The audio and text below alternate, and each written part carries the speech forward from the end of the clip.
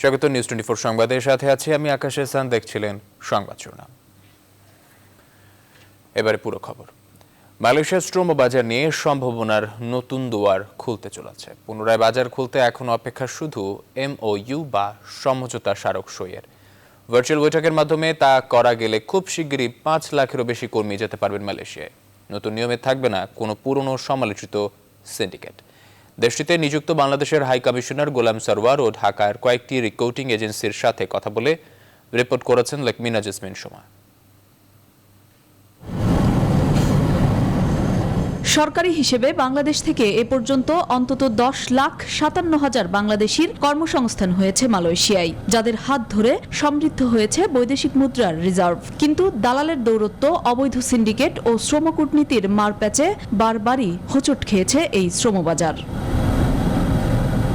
সর্বশেষ অবৈধ সিন্ডিকেটের কবলে পড়ে 2018 সালের সেপ্টেম্বর থেকে বাংলাদেশিদের জন্য বন্ধ হয়ে যায় মালয়েশিয়ার দুয়ার। তবে দেশটিতে বাংলাদেশিদের কাজের সুনাম ও চাহিদার পাশাপাশি সরকারের কূটনৈতিক প্রচেষ্টার ফলে আবারও সমঝোতায় আসতে চাচ্ছে দুই দেশ। নিউজ 24 এর কাছে সমঝোতা সইয়ের অগ্রগতি তুলে ধরেন দেশটিতে নিযুক্ত বাংলাদেশের হাই কমিশনার। বাংলাদেশ থেকে তাদেরকে অফার দিয়ে রেখেছি, আমরা যেহেতু হোস্ট হব এই মিটিং এর, যে তারা কোভিড সিচুয়েশনে যদি ভার্চুয়ালি করতে চায় আমরা রেডি আছি, যদি তারা ফিজিক্যালি করতে চায় সেটাও আমরা প্রস্তুত। কোয়ারেন্টাইনের যে প্রসিডিউর আছে সেটাও ওনাদের জন্য শিথিল করব। এই বিষয়ে তাদেরকে সার্বিকভাবে আমরা আশ্বস্ত করে রেখেছি। পরিস্থিতি একটু স্বাভাবিক হলেই আমরা জয়েন্ট ওয়ার্কিং গ্রুপের মিটিংটা যখন করব তখনই এই বিষয়ে চূড়ান্ত যে আপনার প্রোটোকল সেটি স্বাক্ষর হবে এবং বাংলাদেশ থেকে লোক আসার প্রক্রিয়া শুরু হবে। প্রবাসী কল্যাণ মন্ত্রণালয় সূত্র বলছে, সমঝোতা সই হলে নতুন নিয়ম অনুযায়ী আগের 10 কোম্পানির সিন্ডিকেট বাদ দিয়ে নতুন করে 25 থেকে 30টি কোম্পানিকে মালয়েশিয়ায় কর্মী পাঠানোর অনুমোদন দেওয়া হবে। আগের চেয়ে কমানো হবে অভিবাসন ব্যয়ও এবং দালাল কিংবা অন্য কোনো তৃতীয় পক্ষ থাকবে না পুরো প্রক্রিয়ায়। এই বছর যদি যে কোনো মূল্যে যদি আমরা সকল দেশের শ্রমবাজার খুলে দিতে পারি, অ্যাটলিস্ট 12 থেকে 15 লক্ষ শ্রমিক পাঠানোর টার্গেট নিয়ে নামি, তাহলে গত বছরের যেই ডেফিসিয়েন্সিটা এটাই বছর আমরা কাভার করতে পারবো। তো সেই জন্য আমি মনে করি যে মালয়েশিয়ার জন্য সরকারের এফোর্টটা যেভাবে যাচ্ছে আমরাও খুশি। এটাকে আরো বেগবান করে খুব তাড়াতাড়ি বাজারটা খোলা দরকার। সংশ্লিষ্ট সূত্রগুলো বলছে, মালয়েশিয়ায় এই মুহূর্তে 5 লাখেরও বেশি কর্মীর চাহিদা রয়েছে। ফলে দেশটিতে চলমান অবৈধ কর্মীদের বৈধকরণ ও করোনা পরিস্থিতি স্বাভাবিক হলে বাজার খোলার পাশাপাশি দেশে আটকে পড়ারাও ফিরতে পারবেন। বাংলাদেশি শ্রমিকদের যে চাহিদা, তাদের যে সুনাম কাজের ক্ষেত্রে, সেটিকে বিবেচনা করলে আমরা বলতে পারি যে এখানে এখনো প্রচুর সংখ্যক লোকের কর্মসংস্থানের সুযোগ আছে। দেশে আটকে পড়াদের নিজ কোম্পানির সাথে যোগাযোগের মাধ্যমে মালয়েশিয়ায় ফেরার পরামর্শ দেন high commissioner. Lakmina Jesmin Soma, news 24, Dhaka. Chattogram city নির্বাচনের খবর।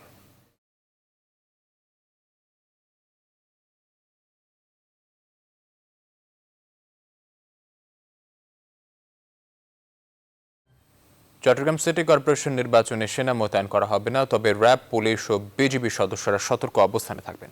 রোববার দুপুরে চট্টগ্রাম সার্কিট হাউসে নির্বাচনে দায়িত্বপ্রাপ্ত কর্মকর্তা আইন শৃঙ্খলা রক্ষাকারী বাহিনীর সঙ্গে মতবিনিময় সভা শেষে কথা জানান প্রধান নির্বাচন কমিশনার KM নুরুল হুদা। এদিকে প্রচারণার সময় আছে আর একদিন, এজন্য শেষ সময়ে জোর প্রচারণা চালাচ্ছেন মেয়র ও কাউন্সিলর প্রার্থীরা। আরও জানাচ্ছেন শেখ জাহেদ।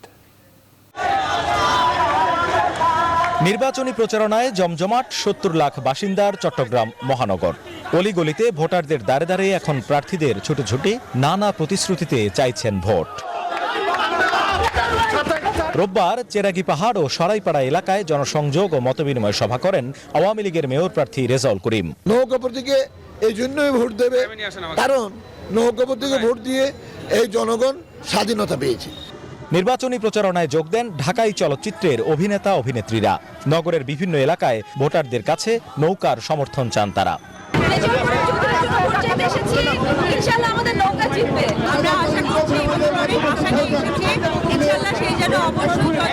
চট্টগ্রামবাসীরা সবাই ভোট দিয়ে আগামী 27 তারিখে জয়যুক্ত করে মাননীয় প্রধানমন্ত্রীর হাতকে সুসংগত করবে। আমরা মনে করি চিটাগাংবাসী রেজাউল করিম ভাইয়ের হাত ধরে চিটাগাংকে আরো সমৃদ্ধ করবে। নগরীর জামাল খান সহ কয়েকটি স্থানে প্রচারণা চালান বিএনপির মেয়র প্রার্থী ডাক্তার সাদাত হোসেন। সুষ্ঠু নির্বাচনের স্বার্থে সন্ত্রাসীদের গ্রেপ্তারের আহ্বান জানান তিনি। প্রত্যেকটা ওয়ার্ডে সন্ত্রাসীদেরকে গ্রেপ্তার করে আইনের আওতায় আনলে ভোটের ভীতিকর অবস্থা যেটা সৃষ্টি হয়েছে এখন, সেটা থেকে তারা মুক্তি পাবে, ভোটাররা ভোট সেন্টারে যাবে। এদিকে সার্কিট হাউসে নির্বাচনে দায়িত্বপ্রাপ্ত কর্মকর্তা ও আইন শৃঙ্খলা রক্ষাকারী বাহিনীর সঙ্গে মতবিনিময় সভা করেন সিইসি। নির্বাচনের পরিবেশ সুষ্ঠু রয়েছে বলে দাবি করেন তিনি। সেনাবাহিনী মোতায়েনের কোনো পরিকল্পনা আমাদের নেই এবং তার প্রয়োজনীয়তা আমরা অনুভব করি না। ইভিএম যেখানে নির্বাচন হবে সেখানে পুলিশ থাকবে, পুলিশ সদস্য থাকবে, সশস্ত্র পুলিশ পাহাড়ে থাকবে। 735টি ভোট কেন্দ্রের মধ্যে 410টিকে ঝুঁকিপূর্ণ হিসেবে চিহ্নিত করেছে নির্বাচন কমিশন। 27 জানুয়ারি সব শঙ্কার অবসান ঘটিয়ে উৎসব মুখর পরিবেশে নিজেদের পছন্দের প্রতিনিধি নির্বাচনের প্রত্যাশায় বন্দর নগরীর 20 লাখ ভোটার। শেখ জায়েদ, নিউজ 24, চট্টগ্রাম। বহিরাগত সন্ত্রাসীদের জড়ো করে বিএনপি জামাত 27 জানুয়ারির চট্টগ্রাম সিটি কর্পোরেশন নির্বাচন বানচালের ষড়যন্ত্র করছে বলে অভিযোগ করেছেন আওয়ামী লীগের সাংগঠনিক সম্পাদক এস.এম. কামাল হোসেন। রোববার সন্ধ্যায় চট্টগ্রামের বহদ্দারহাটে আওয়ামী লীগের নির্বাচনী পরিচালনা কমিটির এক সংবাদ সম্মেলনে তিনি এ কথা বলেন। এদিকে বিকেলে নগরীর দক্ষিণ বাকলিয়ায় 19 ওয়ার্ডে আওয়ামী লীগের নির্বাচনী ক্যাম্পে হামলা ও ভাঙচুরের ঘটনা ঘটে। আহত হন বেশ কয়েকজন। বিদ্রোহী প্রার্থী ও বিএনপি জামাতের সমর্থকরা একজোট হয়ে এ হামলা করেছে বলে দাবি কাউন্সিলর প্রার্থী নুরুল আলম মিয়ার। এদিকে হামলার অভিযোগ অস্বীকার করেন বিএনপির স্থায়ী কমিটির সদস্য আমির খসরু মাহমুদ চৌধুরী। বলেন, ভোট ডাকাতির জন্যই তাদের বিরুদ্ধে এমন অভিযোগ আনা হচ্ছে। বিদ্রোহী আজিজুর রহমান আর আসুক, তারা একজোট হয়েছে, বিএনপি জামাত একসাথে একজোট হয়ে 15 জন ছেলে আর মেয়ে ছিল 12-13 জন। ওরা আইসে বলতেছে যে এখানে তোরা নির্বাচন করতে পারবি না। বিএনপি তার পরাজয় নিশ্চিত জেনে বিএনপি চট্টগ্রামের যত জামাত শিবির এবং বিএনপির সন্ত্রাসী ক্যাডার আছে তাদেরকে জড়ো করছেন নির্বাচনকে প্রশ্নবিদ্ধ করার জন্য। এই ষড়যন্ত্রের পথ বেছে নিয়েছেন। এই মিথ্যাচারের মাধ্যমে তারা কি জনগণকে বোঝাতে পারবে আসলে তারা যে জনগণের ভোটাধিকার যে কেড়ে নিচ্ছে, এটা এর বাইরে কিছু বোঝানো তাদের কাছে আছে বলে কেউ তো মনে করেন না। এবার করোনা ভ্যাকসিনের খবর। অবশেষে দীর্ঘ বিতর্কের পর করোনা ভাইরাস পরীক্ষার অ্যান্টিবডি টেস্টের অনুমতি দিয়েছে সরকার। রোববার সচিবালয়ে স্বাস্থ্যমন্ত্রী জাহেদ মালেক এ তথ্য জানান। বলেন, টিকা কাউকে জোর করে দেয়া হবে না। আর সেরাম ইনস্টিটিউট থেকে কেনা 3 কোটি ডোজ টিকার প্রথম চালান 50 লাখ ডোজ আসছে কাল। এছাড়া কাল স্বাস্থ্য বিভাগের কাছে টিকা নিবন্ধনের অ্যাপ হস্তান্তর করবে আইসিটি বিভাগ। বিস্তারিত হাসান পারভেজের প্রতিবেদনে। বুধবার দেশে করোনার টিকা দেওয়ার কার্যক্রম শুরু হচ্ছে। এদিন রাজধানীর কুর্মিটোলা হাসপাতালে একজন নার্সকে টিকার প্রথম ডোজ দেওয়ার মধ্য দিয়ে এই কার্যক্রম শুরু হবে। পরদিন প্রায় 500 স্বাস্থ্যকর্মীকে রাজধানীর 5টি হাসপাতালে টিকা দিয়ে পর্যবেক্ষণে রাখা হবে 1 সপ্তাহ। রোববার স্বাস্থ্য অধিদপ্তরের মহাপরিচালক জানান, সোমবার অক্সফোর্ড অ্যাস্ট্রাজেনেকার 50 লাখ ডোজ টিকা ভারত থেকে দেশে আসবে। টিকা প্রয়োগে যেন কোনো অনিয়ম না হয় সেজন্য স্বাস্থ্য মন্ত্রণালয় সম্পর্কিত সংসদীয় স্থায়ী কমিটি নির্দেশ দিয়েছেন। ইতিমধ্যে 20 লক্ষ ডোজ ভ্যাকসিন পেয়েছি, আর আরও 50 লক্ষ ডোজ আগামী দিন আসতে যাচ্ছে। এই অ্যাপটা আমার কাছে তথ্য আছে এরকম যে অ্যাপটা তৈরি হয়ে গেছে, সেটা আশা করছি আমরা কালকে অ্যাপসটা পেয়ে যাব। একই দিনে সচিবালয়ে সাংবাদিকদের মুখোমুখি হন স্বাস্থ্যমন্ত্রী জাহিদ মালেক। জানান, করোনা সংক্রমণের প্রায় 10 মাস পর করোনার অ্যান্টিবডি টেস্টের অনুমোদন দেওয়া হয়েছে। অনেক দিনের দাবি ছিল যে অ্যান্টিবডি টেস্ট পরীক্ষার যে বিষয়টি, আমরা এখন থেকে অ্যান্টিবডি টেস্ট করার জন্য অনুমোদন দিয়ে দিচ্ছি। স্বাস্থ্যমন্ত্রী আরো জানান, বিশ্ব স্বাস্থ্য সংস্থার গাইডলাইন অনুযায়ী টিকা দেয়া হবে। অক্সফোর্ড অ্যাস্ট্রাজেনেকার টিকার পার্শ্ব প্রতিক্রিয়া কম বলেও দাবি মন্ত্রীর। জীবন রক্ষার্থে ভ্যাকসিনটা দিচ্ছে, এখানে কোনো রাজনীতি নয়। ভ্যাকসিন নেওয়াটা কিন্তু মানুষের ব্যক্তিগত স্বাধীনতা, এবং বাংলাদেশে ভ্যাকসিন কারো জোর প্রয়োগ করা হবে না, এবং ভ্যাকসিন স্বাধীনভাবে নিবে, এবং বিশ্বের প্রায় সর্বত্রই এই একই অবস্থা। সবকিছু ঠিক থাকলে ফেব্রুয়ারির প্রথম সপ্তাহে সারা দেশে জাতীয় পর্যায়ে টিকা প্রয়োগ শুরু হবে। হাসান পারভেজ, নিউজ 24, ঢাকা। এদিকে আজ সকাল 11:30টায় এয়ার ইন্ডিয়ার একটি ফ্লাইটে ভারতের সেরাম ইনস্টিটিউট থেকে কেনা 3 কোটি ডোজ ভ্যাকসিনের প্রথম চালান 50 লাখ ডোজ দেশে আসছে বলে জানিয়েছেন ভ্যাকসিমকো ফার্মাসিউটিক্যালস লিমিটেডের ব্যবস্থাপনা পরিচালক নাজমুল হাসান পাপন। রবিবার সন্ধ্যায় গুলশানে তার বাসভবনে এক সংবাদ সম্মেলনে এ তথ্য জানান তিনি। আগামীকাল সকাল 11:30টায় সিরাম ইনস্টিটিউট থেকে প্রথম কনসাইনমেন্ট 50 লক্ষের আসছে। এয়ার ইন্ডিয়া ফ্লাইটে 1254 ফ্লাইটে করে সেটা মুম্বাই থেকে ঢাকায় রওনা দেবে সকাল 8টায়। ঢাকা শহরে এসে আমাদের এখানে এসে পৌঁছবে 11:30টার সময়। এটা আসার পরে আমরা আমাদের ওয়্যারহাউসে নিয়ে যাব এবং আমাদের ওয়্যারহাউসে নিয়ে আমরা স্টোর করব। এটার জন্য তো ওয়্যারহাউস বানানো হয়েছে, 2 to 8 ডিগ্রির জন্য তো ওয়্যারহাউস বানানো হয়েছে। প্রতি মাসে 50 লক্ষ করে আসবে, এটাই কন্ট্রাক্ট। বিনামূল্যে ও সহজ প্রক্রিয়ায় সাধারণ মানুষের কাছে করোনা ভ্যাকসিন পৌঁছানোর দাবি জানিয়েছেন দেশের বিশিষ্ট নাগরিক ও বিরোধী রাজনীতিকরা। উন্নত বিশ্বের সরকার প্রধানরাই প্রথমে ভ্যাকসিন নিয়েছে উল্লেখ করে তারা বলেন, দেশের মানুষের আস্থা ফেরাতে বাংলাদেশেও এ পদক্ষেপ নেওয়া যেতে পারে। বিস্তারিত তৌহিদ শান্তর প্রতিবেদনে। আমার আজকে এখানে মনে পড়ছে 1969 সালের 24 জানুয়ারি হরতাল আহ্বান করা হয় পাকিস্তানে। ছাত্র মতিউর নিহত হন পুলিশের গুলিতে। ঢাকার পথে নেমে পড়ে মানুষ। গণ অভ্যুত্থানে বিদায় নেন আইয়ুব খান। ওই আন্দোলনের কথা মনে করিয়ে দিতেই এই আলোচনা অনুষ্ঠানের আয়োজন করে নাগরিক ঐক্য। জাতীয় প্রেস ক্লাবে আয়োজিত এই অনুষ্ঠানে অংশ নেওয়া রাজনীতিবিদরা সরকারের অনেক সিদ্ধান্তকেই ওই আমলের সঙ্গে তুলনা করেন। জনগণের গণতন্ত্র কায়েম করার জন্য আজকে দরকার জনগণের মধ্য থেকে বৃহত্তর ঐক্য। কিভাবে নির্বাচনকালীন নিরপেক্ষ তদারকি সরকার গঠিত হবে এ ব্যাপারে আমরা একটা উদ্যোগের মধ্যে দেখতে চাই। জনগণের রায় নিয়ে আপনি বিদায় হন, সম্মানজনকভাবে সুন্দর নির্বাচন দিন। বেসরকারি খাতে করোনা ভ্যাকসিন আনায় সরকারের কঠোর সমালোচনাও করেন বক্তারা। $2 টিকা $13 বেচতে দেব না, টিকা নিয়ে দুর্নীতি বন্ধ।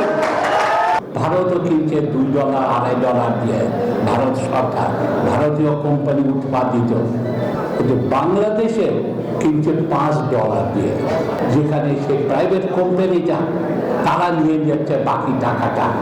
যুক্তরাজ্যে কুইন নিজে, রানী নিজে ইনজেকশন নিয়েছে প্রথম।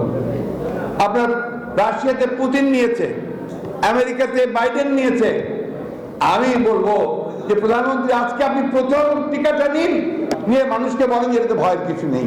তারা আশা করেন শেষ পর্যন্ত সাধারণ মানুষের কাছে ভ্যাকসিন পৌঁছানোর সর্বোচ্চ চেষ্টা করবে সরকার। বলে আসছি, কিন্তু রাজপথে। তৌহিদ শান্ত, নিউজ 24, ঢাকা। আওয়ামী লীগের সাধারণ সম্পাদক ওবায়দুল কাদের বলেছেন, বিএনপি টিকা সংগ্রহের আগে ব্যবস্থাপনায় দুর্নীতির কল্পিত অভিযোগ করেছিল, এখন তারা ব্যবস্থাপনা নিয়ে মিথ্যাচার করছে। রোববার গণ অভ্যুত্থান দিবস উপলক্ষে নিজ বাসায় এক অনলাইন ব্রিফিংয়ে তিনি এসব কথা বলেন।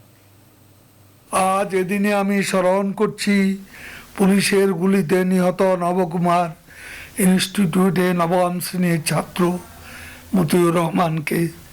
মনে পড়ে শহীদ আসাদের আত্মদানের পর সর্বদলীয় ছাত্র সংগ্রাম পরিষদ 21, 22 ও 23 জানুয়ারি শোক পালনের মধ্য দিয়ে সর্বস্তরের মানুষের অংশগ্রহণে এক অচিন্তনীয় গণ অভ্যুত্থানের সৃষ্টি হয়। এবার করোনা পরিস্থিতি। দেশে করোনা ভাইরাসে আক্রান্ত হয়ে একদিনে আরও 20 জনের মৃত্যু হয়েছে। নতুন রোগী শনাক্ত হয়েছে আরও 473 জন।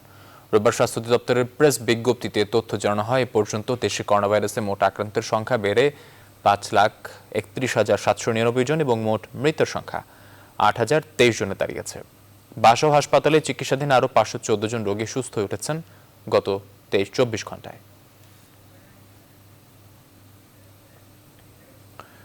অবশেষে প্রক্রিয়া শুরু হয়েছে দেশের শিক্ষা প্রতিষ্ঠান খুলে দেওয়ার। গুরুত্ব বিবেচনায় প্রথমেই ক্লাস শুরু হবে এসএসসি ও এইচএসসি পরীক্ষার্থীদের, আর সপ্তাহে একদিন করে ক্লাস করবে প্রাথমিকের শিক্ষার্থীরা।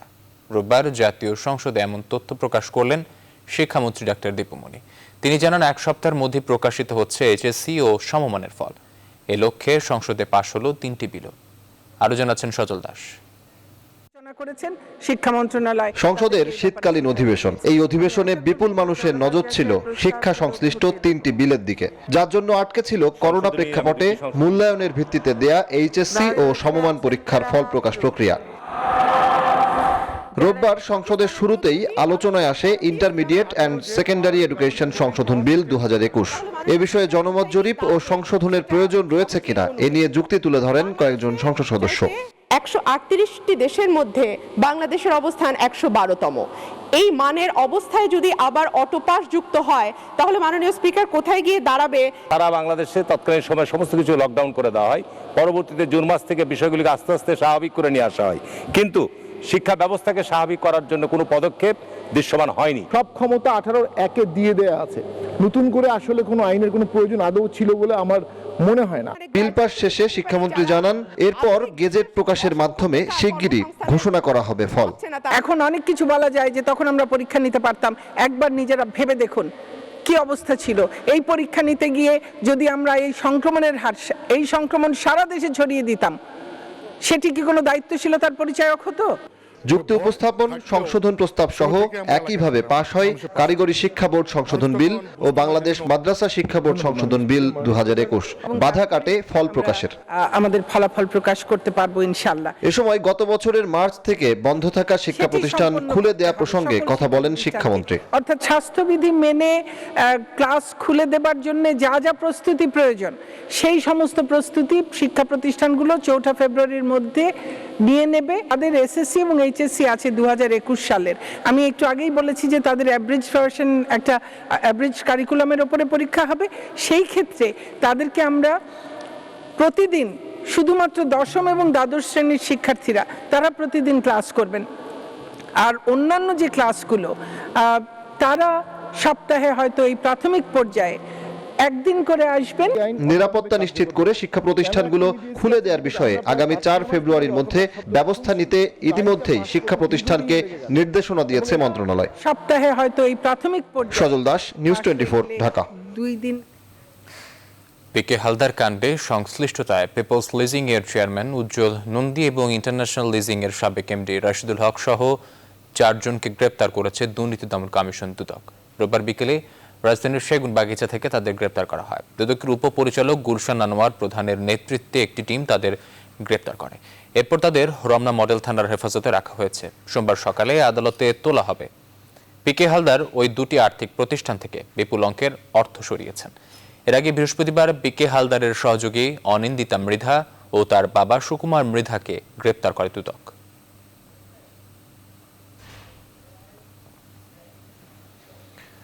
ঢাকা মহানগরীর মাত্র 5% এলাকায় পয় নিষ্কাশন ব্যবস্থা আছে। বাকি 95% এলাকায় এই ব্যবস্থা না থাকায় রাজধানীর লেক, খাল ও নদীর পানি দূষিত হচ্ছে। এমন অভিযোগ খোদ ঢাকা উত্তর সিটি কর্পোরেশনের মেয়র আতিকুল ইসলামের। এ সময় অপরিকল্পিত ভবন নির্মাণকারীদের বিরুদ্ধে ব্যবস্থা নেওয়ার কথা জানান মেয়র। তবে এমন অপরিকল্পিত পয় নিষ্কাশন ব্যবস্থার দায় ঢাকা ওয়াসাকে নিতে হবে বলে মনে করেন নগর পরিকল্পনাবিদ ইকবাল হাবিব। বিস্তারিত তালুকদার বিপ্লবের প্রতিবেদনে।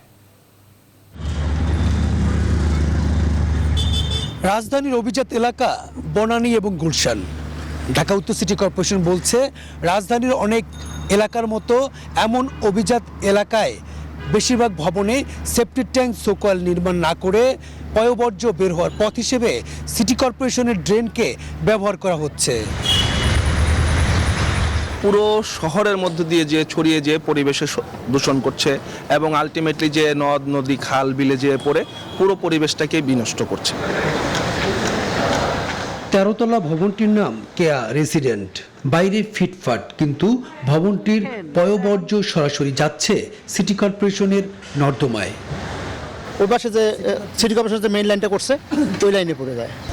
এমন চিত্র মেলে গুলশান 1, 2 ও বনানীর বেশিরভাগ আবাসিক ও বাণিজ্যিক ভবনগুলোতে। আর আমরা অয়েস্টারটা সরাসরি একবারে সুয়েজ লাইনে। জি, সোকয়েল করেন না, সোকয়েল আমাদের এখানে।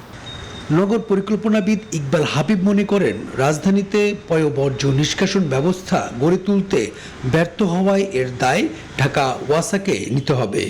পয় নিষ্কাশন ব্যবস্থার শতভাগ নেটওয়ার্ক তৈরি করার যে দায় ওয়াসা গ্রহণ করেছিল, সেটি বাস্তবায়ন না হওয়া, পরিবর্তন না করার যে গোয়ার্তুমি বা একগুঁয়ে মানসিকতা, সে সমস্ত কারণেই আজকে এই সমস্যা একেবারে সকল ড্রেনেজ ব্যবস্থাপনাকে দূষণ করে চলেছে। বিষয়টি জানতে পেরে এর বিরুদ্ধে সোচ্চার হয়েছেন ঢাকা উত্তর সিটি কর্পোরেশনের মেয়র। এই বর্জ্য পানি যদি খালে দেওয়া হয় এটি কিন্তু আমরা অ্যাকসেপ্ট করব না। এই মানসিকতা যদি না থাকে তাহলে কিন্তু হবে না, এবং মানসিকতাকে মনে করে দেওয়ার জন্য কিন্তু আমরা অভিযানে নামবো। মেয়র জানান এর স্থায়ী সমাধানে ৩,৩১৭ কোটি টাকা ব্যয়ে ঢাকা শহরের অভ্যন্তরে 5টি পয় সংশোধনাগার নির্মাণ কাজ শুরু করেছে ঢাকা ওয়াসা। তালুকদার বিপ্লব, নিউজ 24, ঢাকা। এবারে পৌর নির্বাচনের খবর।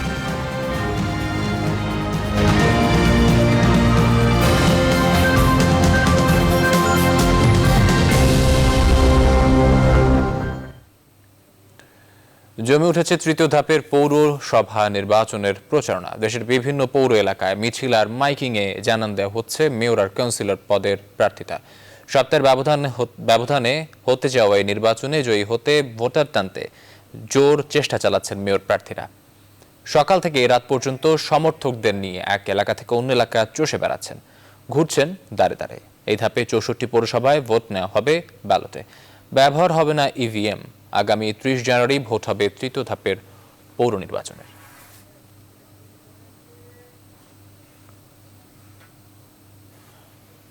জামালপুরের মেলান্দহে পৌর আওয়ামী লীগের 14 ফেব্রুয়ারি অনুষ্ঠিত পৌরসভা নির্বাচনকে সামনে রেখে যৌথ কর্মী সভা অনুষ্ঠিত হয়েছে।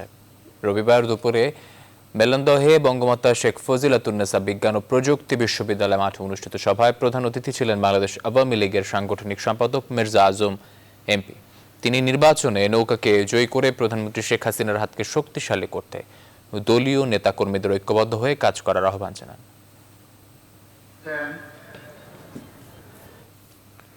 বিএনপির সাংগঠনিক সম্পাদক রুহুল কুদ্দুস তালুকদার দুলু বলেছেন, মঈনুদ্দিন ফখরুদ্দিনরা বিদেশে যেখানেই থাকুক না কেন তাদের ছাড় দেয়া হবে না। তাদের দেশে ফিরিয়ে এনে বিচারের সম্মুখীন করা হবে। রাজশাহীতে জেলা বিএনপির এক অনুষ্ঠানে তিনি মন্তব্য করেন। অনুষ্ঠানে প্রধান অতিথি ছিলেন রাজশাহী বিভাগীয় সুবর্ণ জয়ন্তী উদযাপন কমিটির আহ্বায়ক বিএনপি চেয়ারপারসনের উপদেষ্টা Mizanur Rahman Minu.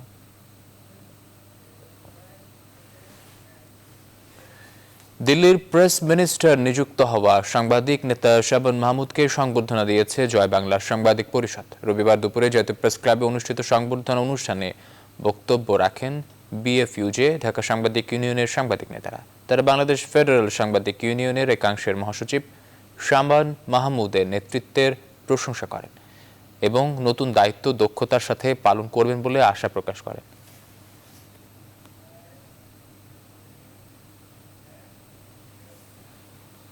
American chamber of commerce in Bangladesh AmCham এর ফ্রন্টলাইন জার্নালিজম অ্যাওয়ার্ড পেয়েছেন নিউজ 24 স্টাফ রিপোর্টার বাবু কামরুজ্জামান সহ 32 জন সাংবাদিক।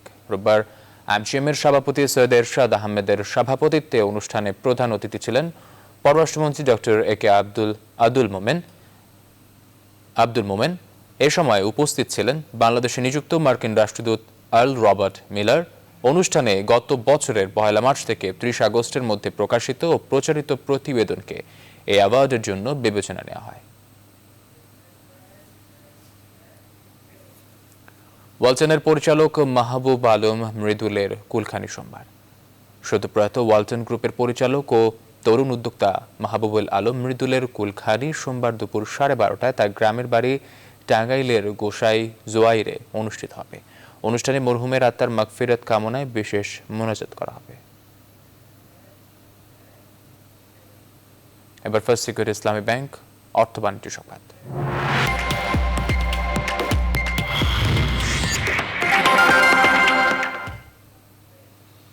বাণিজ্যমন্ত্রী টিপু মুন্সি বলেছেন, রমজানে নিত্যপণ্যের দাম যেন না বাড়ে তা নিশ্চিত করা হবে। রবিবার সচিবালয়ের সংবাদ ব্রিফিংয়ে কথা বলেন তিনি। আন্তর্জাতিক বাজারে গেল 6 মাসে ভোজ্য তেলের দাম 75 ভাগ বাড়লেও দেশের বাজারে এর দাম নিয়ন্ত্রণে টিসিবির মাধ্যমে তেল বিক্রির পরিমাণ বাড়ানোর সিদ্ধান্ত হয়েছে। একই সঙ্গে অন্যান্য নিত্যপণ্যের স্টকও বাড়ানো হবে 3 গুণ। বাণিজ্যমন্ত্রী বলেন, ব্যবসায়ী এবং ভোক্তাদের মধ্যে ফরিয়াদের দৈরাত্ম্য কমাতে হবে।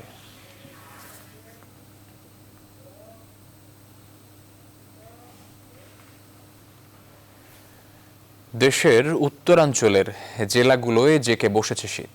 ঘন কুয়াশার হিমেল হাওয়ায় বিপর্যস্ত জনজীবন, বেশি বিপাকে নির্ময়ার মানুষ। বিভিন্ন অঞ্চলে আরও অন্তত 2 দিন মৃদু শৈত্যপ্রবাহ থাকবে বলে আভাস দিয়েছে আবহাওয়াবিদরা। রোববার দেশে সর্বনিম্ন তাপমাত্রা রেকর্ড করা হয়েছে শ্রীমঙ্গলে 9.7 ডিগ্রি সেলসিয়াস।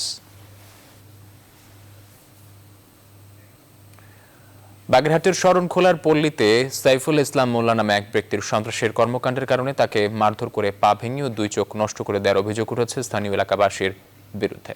শরণখোলা থানার ভারপ্রাপ্ত কর্মকর্তা মোহাম্মদ সাইদুর রহমান জানান, রবিবার ভোররাতে অজ্ঞাত ব্যক্তিরা সন্ত্রাসী সাইফুলকে মারধর করে পা ভেঙে 2 চোখ নষ্ট করে দিয়ে ফসলের মাঠে ফেলে রেখে যায়। পরে স্থানীয় ইউপি সদস্য জাহাঙ্গীর হোসেন তালুকদার তাকে উদ্ধার করে শরণখোলা হাসপাতালে ভর্তি করেন। তার বিরুদ্ধে শরণখোলা থানায় চুরি, ছিনতাই, ডাকাতির প্রস্তুতি ও মাদক সহ অসংখ্য মামলা রয়েছে। অত সাইফুল এই ঘটনার সুষ্ঠু বিচারের দাবি জানান। প্রবাসের খবর।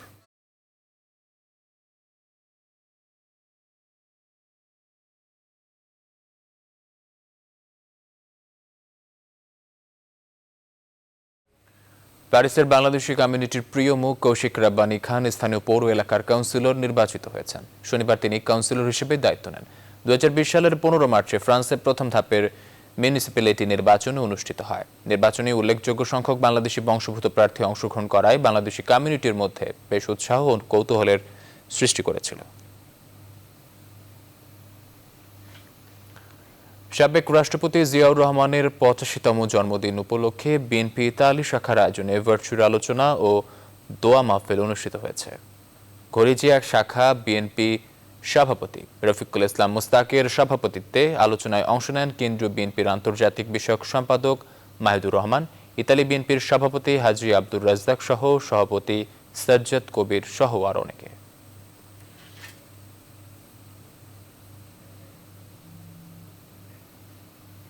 খেলার খবর।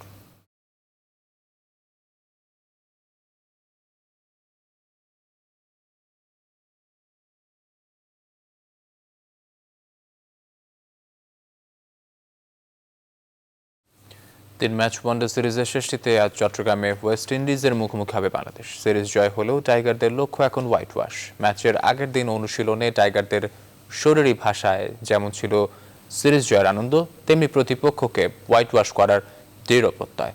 এদিকে ওয়েস্ট ইন্ডিজও আছে জয়ের খোঁজে। চট্টগ্রাম থেকে বিস্তারিত জানাচ্ছেন পার্থ বণিক। ঢাকা পর্বে বিরতি দিয়ে টাইগার আর ক্যারিবিয়ানদের লড়াই এবার সাগর পাড়ের চট্টগ্রামে। টানা 2 ম্যাচে ওয়েস্ট ইন্ডিজকে হারানোর পর এখন একটা সুখের সমাপ্তির অপেক্ষা। সে লক্ষ্যে ম্যাচের আগের দিন অনুশীলনে মগ্ন ডোমিঙ্গোর দল। পরিসংখ্যান বলছে চট্টগ্রামের এই ভেন্যু বাংলাদেশের জন্য বেশ পয়মন্ত। মীমাংসা হওয়া 19 ম্যাচের 12টিতেই জয় লাল সবুজদের, যেখানে সেরা বোলার সাকিব, সেরা ব্যাটসম্যান তামিম। ম্যাচের আগের দিন বাংলাদেশ অধিনায়কও জানিয়েছেন সাফল্যের ধারাবাহিকতা ধরে রাখাই লক্ষ্য। We have won the series, but there's another 10 points up for grab. We know that probably West Indies didn't have a great the first 2 games, but they're a dangerous side. They can come back anytime. সিরিজের শেষ match বিবেচনায় স্কোয়াডে পরিবর্তন আসবে কিনা তেমন আভাস মেলেনি। তবে অনুশীলন দেখে বোঝা গেল প্রস্তুতি নিয়ে রেখেছেন তাসকিন শরীফুলরা। আর হাসান মাহমুদও বদ্ধপরিকর নিজের ছন্দ ধরে রাখতে। ইন্টারন্যাশনাল লেভেলে খেলতে হলে ওরকমই মানসিক স্ট্রেংথ দরকার, যেরকম লাগবে আর কি। সো অবশ্যই চেষ্টা থাকবে ইন্টারন্যাশনাল হোক, ঘরোয়া লিগ হোক, লাইনের লেন্থের সাথে কখনো কম্প্রোমাইজ করা যাবে না। এদিকে ওয়েস্ট ইন্ডিজের জন্য সময়টা বেশ কঠিন। অনুশীলনে ক্যারিবিয়ানদের শারীরিক ভাষায় যা স্পষ্ট, পরাজয়ের বিষণ্ণতা ভালো মতোই ছুঁয়ে গেছে গোটা দলকে। তারপরেও 2 ম্যাচে 7 অভিষিক্তকে নিয়েই ঘুরে দাঁড়াতে মরিয়া কোচ ফিল সিমন্স। চট্টগ্রামের জহুর আহমেদ চৌধুরী স্টেডিয়ামে এর আগে একবারই ওয়েস্ট ইন্ডিজের বিপক্ষে খেলার সুযোগ হয়েছিল বাংলাদেশের, সেটা 2011-তে। 8 উইকেটে সে বড় জয়ে ক্যারিবীয়দের 61 রানে অল আউট করেছিল টাইগাররা। সাকিব পেয়েছিলেন 4 উইকেটে দেখা। বরাবরের মতো টাইগারদের লাকিয়ে ভেন্যু আবারও প্রস্তুত একটি পরিপূর্ণ সিরিজ জয় দেখতে। চট্টগ্রামের জহুর আহমেদ চৌধুরী স্টেডিয়াম থেকে পার্থ বণিক, নিউজ 24। পেশাদার লীগ ফুটবলে 1-1 গোলে ড্র হয়েছে মোহামেডান শেখ রাসেলের মধ্যকার ম্যাচ। রবিবার বঙ্গবন্ধু জাতীয় স্টেডিয়ামে উভয় দলই শুরু থেকে আক্রমণাত্মক ফুটবল খেলতে থাকে। প্রথমার্ধে কিছু বিক্ষিপ্ত আক্রমণ সাজায় শেখ রাসেল, কিন্তু সেগুলো শেষ পর্যন্ত ফলশূন্যই থেকেছে। ম্যাচের 45 মিনিটে দেবাতের গোলে এগিয়ে যায় মোহামেডান। বিরতি থেকে ফিরে গোল শোধে বেশি সময় নেয়নি শেখ রাসেল। বক্তিয়ারের ফ্রি কিক থেকে বক্সের ভেতর পাওয়া বলকে হেডে গোলে পরিণত করেন স্ট্রাইকার রদ্রিগেজ। শেষে আর গোলের দেখা না পেলে 1-1 গোলের সমতায় সন্তুষ্ট থেকে মাঠ ছাড় উভয় দল।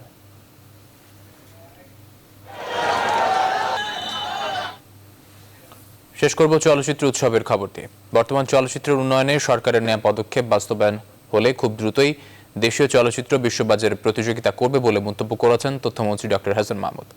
রোববার সন্ধ্যায় রাজধানীর জাতীয় জাদুঘর মিলনায়তনে 19তম ঢাকা আন্তর্জাতিক চলচ্চিত্র উৎসবের সমাপনী অনুষ্ঠানে প্রধান অতিথির বক্তৃতায় আশাবাদ ব্যক্ত করেন তিনি। এদিন বিভিন্ন বিভাগে বিজয়ীদের হাতে পুরস্কার তুলে দেন অতিথিরা। বিস্তারিত জানাচ্ছেন ফাতেমা কাউসার। 9 দিন ব্যাপী আয়োজিত ঢাকা আন্তর্জাতিক চলচ্চিত্র উৎসবের 19তম আসর শুরু হয় গত 16 জানুয়ারি। নান্দনিক চলচ্চিত্র, মননশীল দর্শক, আলোকিত সমাজ এই স্লোগান নিয়ে রাজধানীর 6টি ভেন্যুতে দেখানো হয়েছে 73টি দেশে 225টি ছবি। 19তম আসরের সমাপনী আয়োজনের শুরুতেই ছিল মনোমুগ্ধকর সাংস্কৃতিক পরিবেশনা।